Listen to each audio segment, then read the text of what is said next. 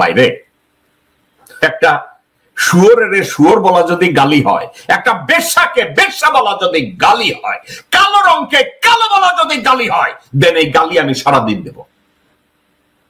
গোরখোদক আব্বাসকে জিজ্ঞাসা করেন, এই হারামজাদা গোরখোদক আব্বাস, তোর বাপ কবর খুঁজছে, তোর বাপ দপ্তরে আসিল, তোর বাপ পুরি বেচছে, তুই হারামজাদা কেমনে অর্ধেক শাহজাহানপুরের মালিক হস? জিজ্ঞাসা করছেন আপনারা? কেউ করেন না। আবার নিজের দাবি করে সে মুক্তিযোদ্ধা, তারে আপনারা কেউ জিজ্ঞাসা করছেন কোন সেক্টরে যুদ্ধ করছে, কোন সেক্টরে কার আন্ডারে চুক্তি করছে, যুদ্ধ করছে, কার আন্ডারে যুদ্ধ করে বাংলাদেশ স্বাধীন করছে, কোন সেক্টরের কোন জায়গায় ও কোন রাইফেল চালাইতে জানছে, ও একটা জিনিস চালাইতে জানে, বাংলাদেশের বানোয়াট বাংলাদেশি হ্যান্ডমেড পিস্তল আছে না, ওইটা চালাইতে জানে, কারণ ওইটা দিয়া শাহজাহানপুর, তারপরে ওই যে কমলাপুর রেল স্টেশনের ওইখানে যে ওভারব্রিজ আছে ওইখানে দাঁড়ায় দাঁড়ায় ডাকাতি করতো লোকজন নিয়ে। আমি মির্জা আব্বাস গোরখোদক আব্বাসের কথা কইতেছি। আমি যদি ভুলে আব্বাসের নামের সাথে মির্জা বইরা ফেলাই, আমারে মাফ করবেন। আমি যদি মির্জা আব্বাসের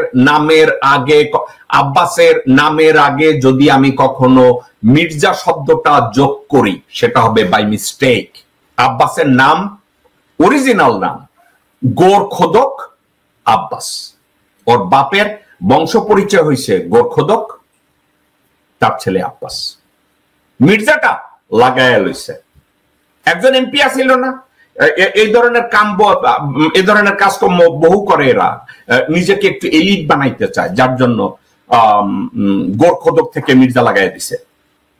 আবার এই যে মুক্তিযোদ্ধা লাগাইছে, নিজের বীর মুক্তিযোদ্ধা দাবি করে।